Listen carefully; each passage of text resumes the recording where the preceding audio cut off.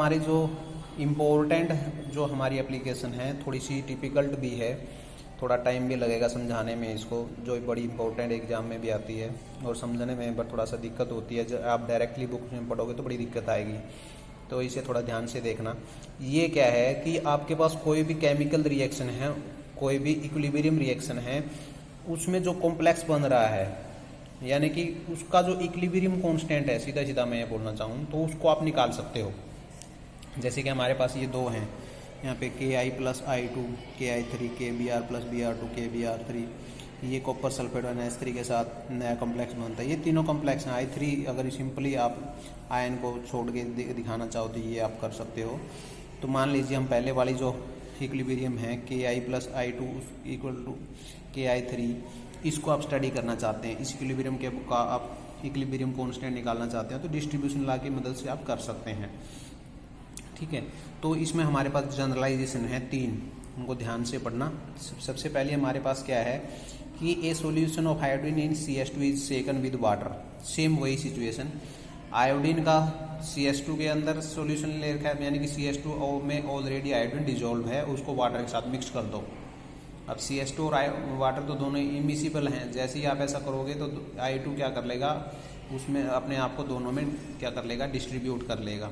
या आप ऐसे भी कर सकते हैं कि दोनों सॉल्वेंट को ले लो जो इमिसिबल हो, फिर ऊपर से आयोडीन डाल दो। या फिर आप ऐसा कर सकते हो कि आयोडीन को पहले एक सॉल्वेंट में डिजोल्व कर लो, फिर दूसरे सॉल्वेंट के साथ उसको मिक्स कर लो, तो वो जो आयोडीन है वो दोनों को अपने आप ही दोनों में डिस्ट्रीब्यूट कर लेगा, दोनों सेम है। यहाँ पे क्या कर रखा है इसने कि सॉल्यूशन ले लिया आयोडीन का CH2 में और उसको वाटर के साथ शेक कर लिया, तो आयोडीन CH2 में था ना जो, वो डिस्ट्रीब्यूट कर लेगा अपने आप को वाटर के अंदर और CH2 के अंदर। ठीक है, इसका डिस्ट्रीब्यूशन कोफिशिएंट हमें पता होना चाहिए, पता होगा ऑलरेडी। ठीक है, वो निकल जाएगा। डिफरेंट एक्सपेरिमेंट आपको करने पड़ेंगे, अलग अलग कंसनट्रेशन लेके आयोडीन की। ठीक है, तो वहाँ से K की वैल्यू कॉन्स्टेंट आएगी तो हमें K की वैल्यू हमें आइडिया लग जाएगा। दूसरा हमारे पास क्या है कि हम एक सॉल्यूशन और लें आयोडीन का CH2 में और उसको नॉन कंसंट्रेशन का, उसको किसके साथ, Ki सॉल्यूशन के साथ मिक्स कर दें। तो पहले मैं वाटर के साथ किया था, इसमें Ki के साथ करना है, also known concentration. Ki solution जो है उसकी भी आपको कंसंट्रेशन पता होनी चाहिए। Ki सॉल्यूशन का मतलब पोटासियम आयोडाइड को वाटर में डिजोल्व कर रखा हो, उसकी कंसंट्रेशन आपको पता हो। ठीक है, तीसरा हमारे पास क्या है कि आफ्टर डिस्ट्रीब्यूशन, जैसे ही आयोडीन का सॉल्यूशन CH2 के अंदर जो है आप Ki सॉल्यूशन के साथ मिक्स करोगे, आयोडीन जो है CH2 में उसका कुछ पार्ट उसमें से निकलकर इसमें डिस्ट्रीब्यूट कर लेगा आप उसको Ki में। सेम यहाँ पे दिखा रखा है, जो CH2 लेयर में आयोडीन है, इसको Ki सॉल्यूशन के साथ मिक्स किया तो वहाँ से I2 क्या कर लेगा, इन दोनों में अपने आप को डिस्ट्रीब्यूट कर लेगा। I2 यहाँ पे जो था यहाँ से निकल के कुछ ऊपर चला जाएगा। ठीक है, वो Ki के साथ क्या हो जाएगा, रिएक्ट कर लेगा और Ki3 वहाँ पे बना सकता है। ठीक है, तो यहाँ पे फ्री I2 भी हो सकता है और जो Ki के साथ कंबाइन हो जाएगा Ki3 भी बना लेगा कुछ। यहाँ भी इक्विलिब्रियम होती है रिएक्शन, ये इधर से इधर, इधर से इधर चलती रहती है, यानी कि यहाँ पे फ्री I2 भी मिलेगा और I2 Ki के साथ कंबाइन करने के बाद जो Ki3 बन गया वो भी मिलेगा, यानी कि फ्री I2 और कंबाइंड I2 दोनों मिलेंगे यहाँ पे। ठीक है, ये वाली चीज़ ये हमें ये बताती है। ठीक है, उसके बाद सपोज दैट हम जैसे मान के चले हैं initial concentration of iodine in CH2 A moles per litre, जो हमने शुरू में किया था I2 का सॉल्यूशन CH2 के अंदर, वो मान लिया मैंने क्या है, A कंसंट्रेशन है आयोडीन की CH2 के अंदर। दूसरा initial concentration of Ki solution, potassium iodide का जो सॉल्यूशन आपने प्रिपेयर किया था उसकी कंसंट्रेशन है जो मान लीजिए B moles per litre. Concentration of I2 left in CH2 layer after distribution C moles per litre. अब जैसे कि मैंने बताया था कि आयोडीन डिजोल्व इन CH2 किसके साथ मिक्स किया जाए, पोटासियम आयोडाइड के सॉल्यूशन के साथ, तो आयोडीन का कुछ पार्ट यहाँ से ऊपर चला जाएगा, आयोडीन डिस्ट्रीब्यूट करेगा दोनों सॉल्वेंट्स के अंदर अपने आप को। तो यहाँ पे कुछ पार्ट किसके साथ, Ki के साथ कंबाइन होकर Ki3 बना लेगा, कुछ यहाँ पे फ्री रह जाएगा। तो इसका मतलब यहाँ पे जो इनिशियल कंसंट्रेशन है, ठीक है, या फिर ये मान लो कि यहाँ पे जो बच गया उसको हम मान लेते हैं C मोल्स पर लीटर।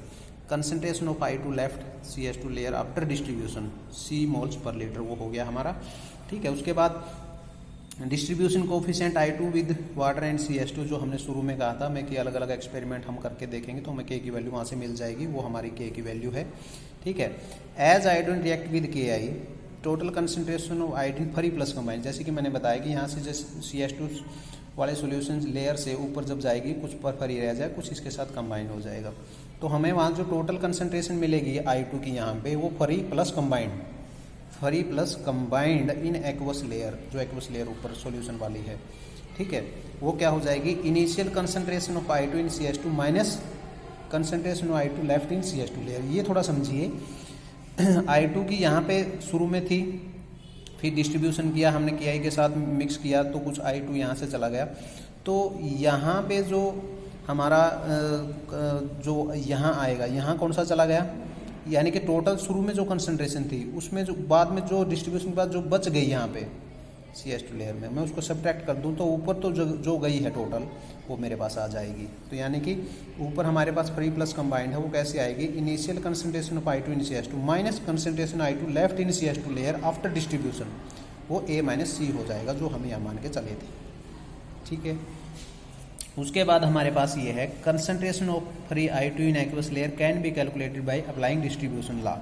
अब डिस्ट्रीब्यूशन लॉ अप्लाई कर दीजिए, concentration of free I2 in aqueous layer. अब डिस्ट्रीब्यूशन लॉ में वही काउंट होंगे जो फ्री होंगे, जो है ही नहीं, जो कंबाइन हो चुके उनको हम काउंट नहीं करेंगे। तो फ्री I2 की जो कंसंट्रेशन ऊपर वाले में होगी divided by I2 left in CH2 layer, ठीक है, वो K इक्वल टू K हमारा जो डिस्ट्रीब्यूशन कोएफिशिएंट है, ये डिस्ट्रीब्यूशन लॉ की हमारी जो डेफिनेशन है। अब ये हमारा C मोल्स पर लीटर मान के चले हैं, तो हमारे पास concentration of free I2 in aqueous layer क्या हो जाएगी, यहाँ पे इसकी वैल्यू C पुट करके परली साइड लेके तो KC मोल पर लीटर आ जाएगी, ओके। उसके बाद amount of I2 that has combined with KI। अब यहाँ पे जो KI के साथ कंबाइन हो गया आयोडीन, उसकी अमाउंट कैसे निकालेंगे, वो निकलेगी A minus C minus KC। A minus C हमारे पास क्या आया था, टोटल फ्री प्लस कंबाइंड, ठीक है, A minus C minus KC, यानी कि कंबाइंड की निकाल रहे हो आप, तो फ्री वाली आपने ऊपर निकाल ली KC, तो टोटल में से फ्री वाली आपने सब्ट्रैक्ट कर दी, उसको मैं मान लेता हूँ, जैसे कि ये सारी आ गई ना, इसको मैंने D मान लिया, ठीक है, यहाँ तक हो गया।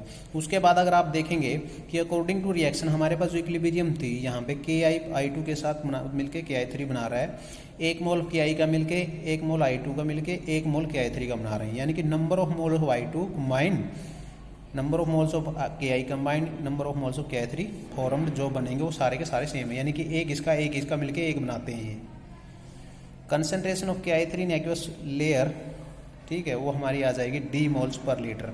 वो कैसी आएगी कि I2 कंबाइंड की आपने निकाल ली D, अब यहाँ पे बराबर हैं दोनों, एक इसका मिलके एक बना रहे हैं, यानी कि ये तीनों सेम है इनके नंबर ऑफ मोल, तो यानी कि KI3 की जो एक्वस लेयर में कंसंट्रेशन वो कंबाइंड वाली I2 है ना, उसके बराबर होगी। उसके बाद एक्वस लेयर में क्या हो जाएगी, concentration of KI in aqueous layer B minus D। अब B हमारा क्या था, यहाँ पे देखिए B हमारा है KI सॉल्यूशन की कंसंट्रेशन, ठीक है। अब जो कंबाइन हो गया KI, वो हमारी टोटल जो कंसंट्रेशन थी KI की शुरू में जो ली थी वो B थी, उसमें से अगर मैं D की जो यानी कि KI3 जो बन गया है, KI3 जो बन गया उसी के बराबर है ना, यानी कि तीनों की कंसंट्रेशन बराबर है, ठीक है। तो KI3 की जो कंसंट्रेशन होगी वो I2 की कंसंट्रेशन कंबाइन और वो KI की कंसंट्रेशन, ठीक है, यानी कि concentration of KI in aqueous solution वो क्या हो जाएगी, total concentration of KI minus KI जो कंबाइन हो गया वो हमारी D है, क्योंकि इन तीनों की कंसंट्रेशन क्या सेम मिलेगी, B minus D। Concentration of I2 in aqueous layer KC मोल पर लीटर, एक्वस लेयर में हमने वो ऊपर निकाली थी KC मोल्स पर लीटर, ठीक है। अब हमारे पास इक्विलिब्रियम लॉ हमें क्या कहता है कि प्रोडक्ट की concentration divided by multiplication of concentration of reactant equal to any constant, ठीक है। तो हमारा ये आ जाएगा। अब यहाँ